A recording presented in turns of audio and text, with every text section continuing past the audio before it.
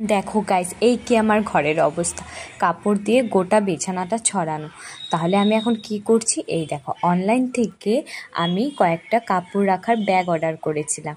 আর এইটা অর্ডার করে আমার এত ভালো লেগেছে, আমি আগে 10টা অর্ডার করেছি, তারপরও আমার জামা কাপড় সবগুলোতে আটেনি, তার জন্য আমি আবার অর্ডার করে দিয়েছি 10টা। এমনিতে দেখবে জামা কাপড় গুছাতে ইচ্ছে করে না, কিন্তু নতুন কিছু আসার পর না আলাদাই একটা মজা কাপড় টাপড় গোছানোর।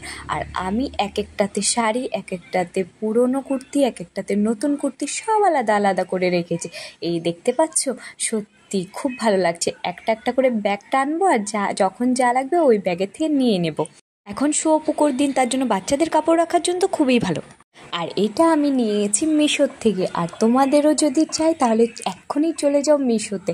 আর দেখতে পাচ্ছ আমার সোনা বাবাও কিন্তু আমাকে হেল্প করছে। তাহলে আজকের মতন টাটা, তাড়াতাড়ি